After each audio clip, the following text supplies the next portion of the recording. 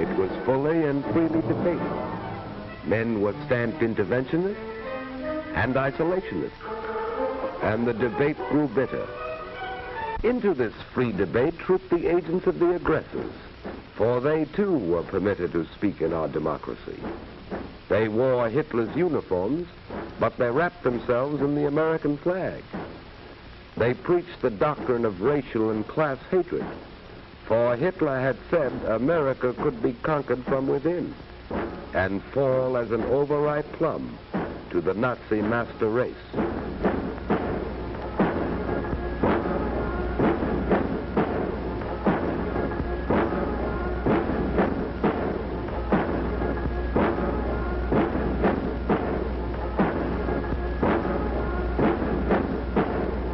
Jewish Moscow directed domination.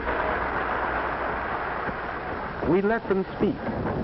When occasionally a lone outraged dissenter wanted to air his opposition, we provided police to preserve order. This was Madison Square Garden in New York City, and not Berlin nor Nuremberg. Later, the speaker was arrested. It was because he had filched money from his deluded followers, and he was sent to Sing Sing to brood upon the strange ways of democracy. America was at war. It had been at war, although few Americans realized it, for more than 10 years. Ever since September 18th, 1931, when Japan clawed Manchuria out of the body of China. While Hitler was still brawling in the streets of Munich, Japan had already begun weaving the pattern of aggression.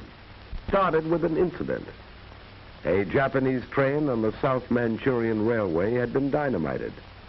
Promptly, Japanese battalions invaded Mukden. This was not mechanized warfare.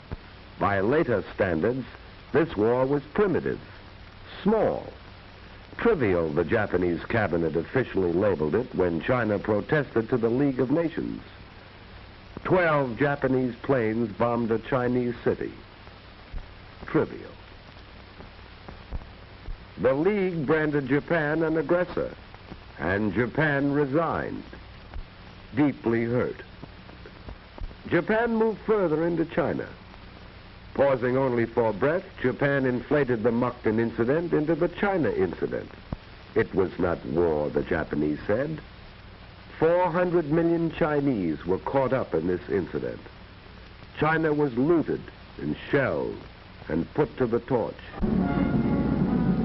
Chinese forces united under Generalissimo Chiang Kai-shek were pressed back by the invaders. China moved her armies and her meager war industries far into the interior. The Chinese fought on not so much with weapons as with space and time. And the warriors of Japan, still breathing the spirit of the samurai in an era of machines, adopted Western methods of warfare as they had adopted Western clothes and architecture and music. And the Japanese warriors dreamt of the conquest of Asia and then of the world. And their emperor invoked the blessings of the divine upon this dream.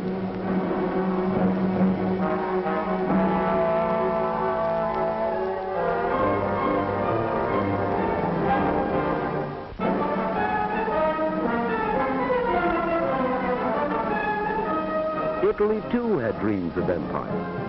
So Italy too created an incident in Ethiopia. Having achieved unity within by virtue of the club, castor oil, and the concentration camp, Mussolini was ready. 2 years after it had begun, the war was over. Italy had joined Japan in the partnership of aggression.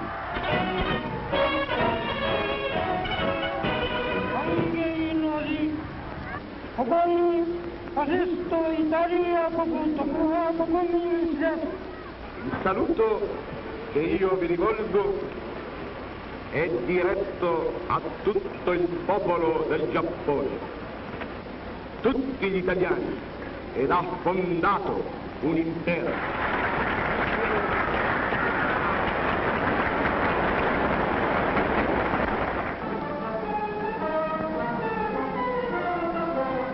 On March 13, 1938, Hitler marched into Austria. The trinity of aggression was complete. 4 years Hitler had planned and plotted. So Hitler marched into Austria. His conquest was bloodless. It was not entirely bloodless. German and Italian forces had been fighting in Spain.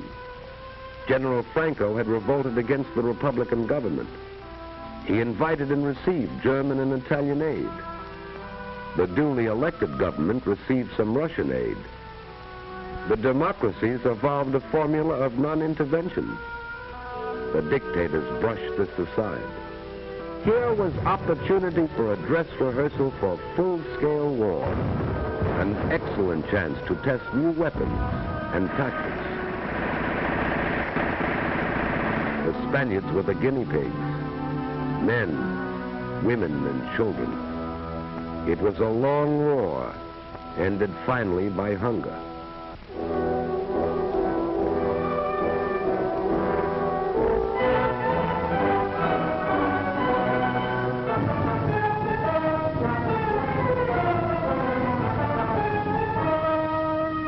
Hitler was not content with Austria. At Munich, he had said his theory of race and blood demanded the incorporation of all German-speaking peoples into the Reich. Hitler called upon Czechoslovakia to surrender the Sudetenland, that part of Czechoslovakia heavily populated by Germans. So Hitler, Prime Minister Chamberlain of Great Britain, Mussolini, Premier Daladier of France, met in Munich, and because the democracies of Europe were hungry for peace, removed a thorn from Hitler's side, the Czech army and the Little Maginot Line. Hitler rolled into the Sudetenland. His people were jubilant. Here was the miracle man, they said, a man who conquered with words. This was a new kind of war, a delightful war. Bands and flowers and parades.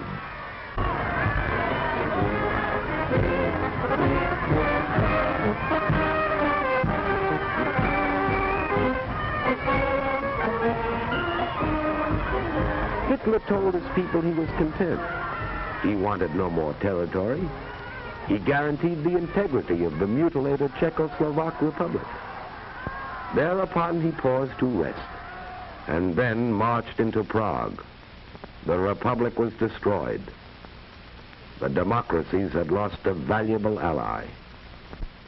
On April 14, 1939, President Roosevelt appealed to Hitler and Mussolini for a 10-year guarantee of peace, and Hitler mocked as he called the roll of his future victims. Litauen, Estland, Norwegen, Schweden, Dänemark, Niederlande, Belgien, Großbritannien, Irland, Frankreich, Portugal, Spanien, die Schweiz, Liechtenstein, Luxemburg, Polen, Ungarn, Rumänien, Jugoslawien. The Reichstag roared. Hitler had signed a treaty of friendship with Poland. He had given Poland a slice of Czech territory, and now it was Poland's turn to ascend the sacrificial altar. Hitler didn't declare war. On September 1st, 1939, he struck without warning, which is the way of the aggressor.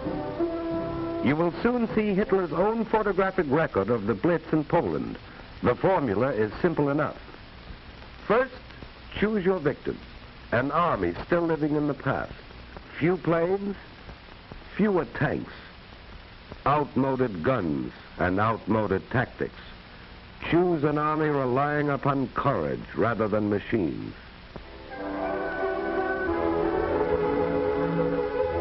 Then, mass your bombers.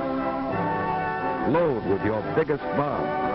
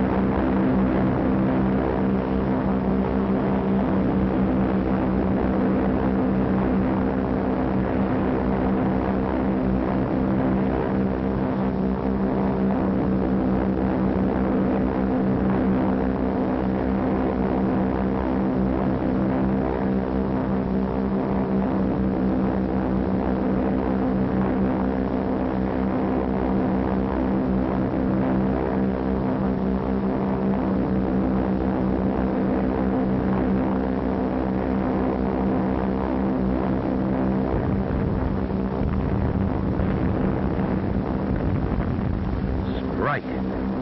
Strike without warning.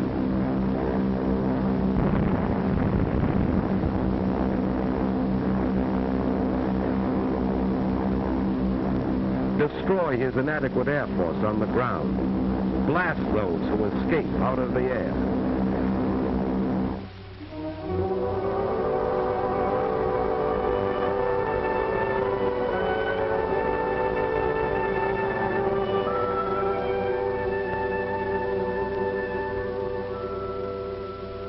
Strike again with your bombers. Wave after wave. Again and again.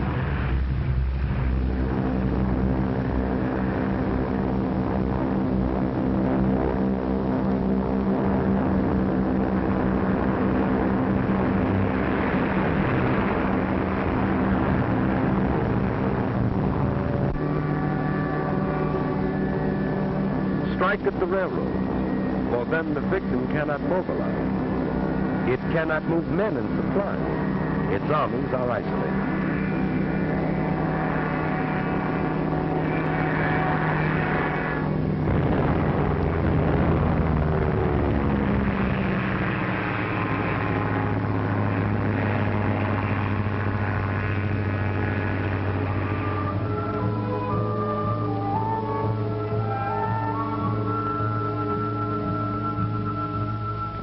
Strike on the sea.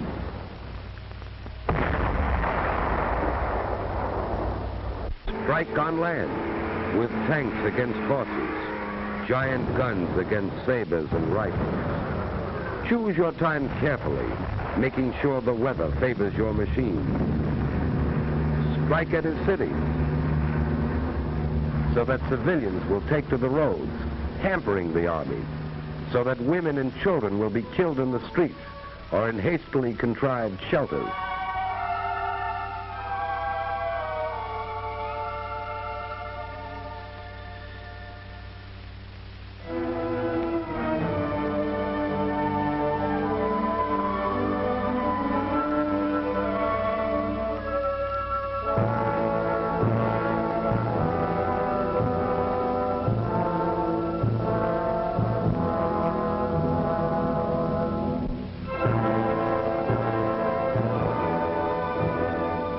Strike again. Repeat the dose, day after day, and then add a drop of treachery in the form of fifth columnists. This was Warsaw. Repeat for 18 days. One Nazi pincer cuts the Polish corridor. Another races to Krakow. From East Prussia, another army moves on Warsaw. Encircled, bombed, shelled, and starved, Warsaw surrendered. Now, over the roofless city, send your Luftwaffe sailing leisurely to photograph your handiwork.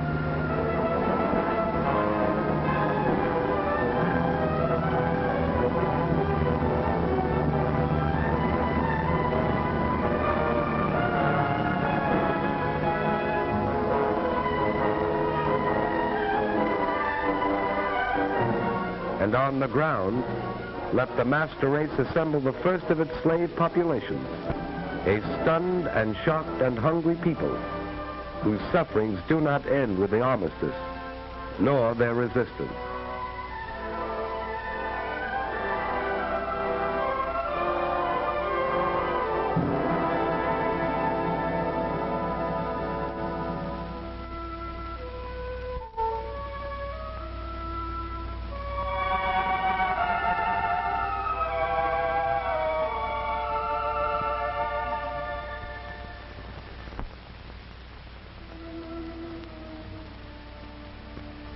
Now, gloat.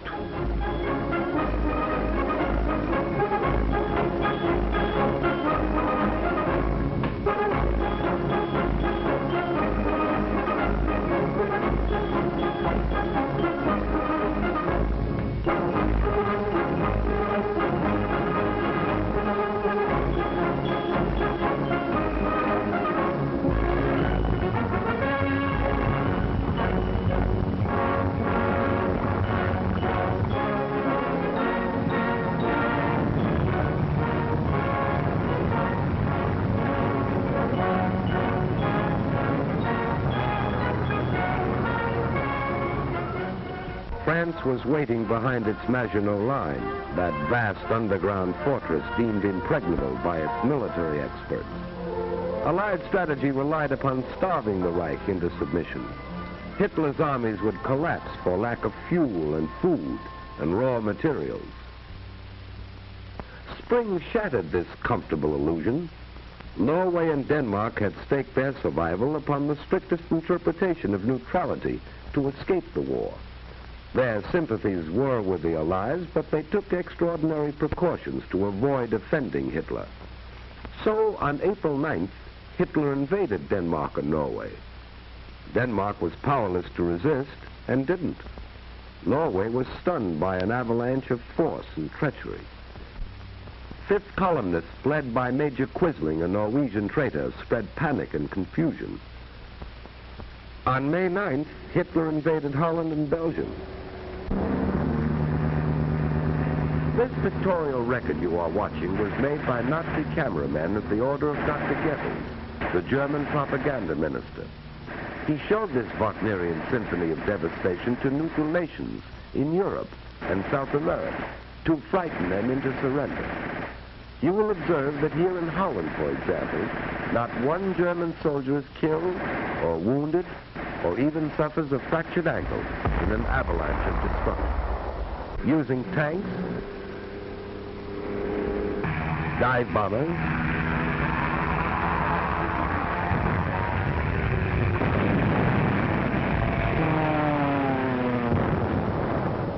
big guns, the Nazi machine broke the back of Dutch resistance in 4 days.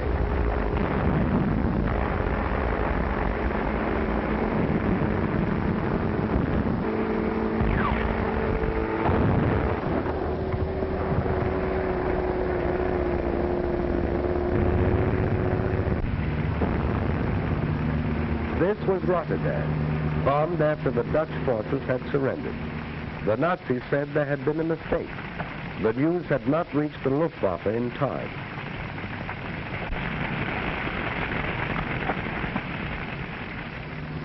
And the next morning, reconnaissance planes flew over the city as they had flown over Warsaw, recording for the propaganda ministry another tribute to the efficacy of the Luftwaffe, while Rotterdam buried its dead as Warsaw had, and formal negotiations for surrender were duly completed.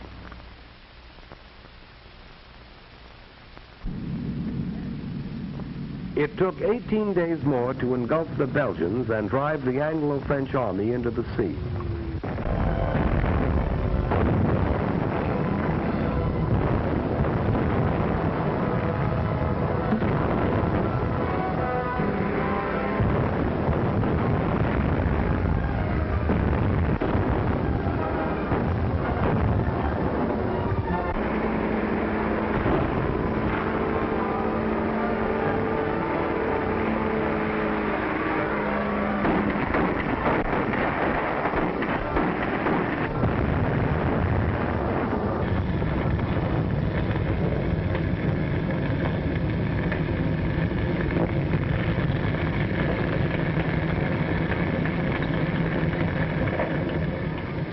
This was the Belgian cathedral city of Louvain, scarred in the First World War and restored anew, and again it fell victim to the invaders.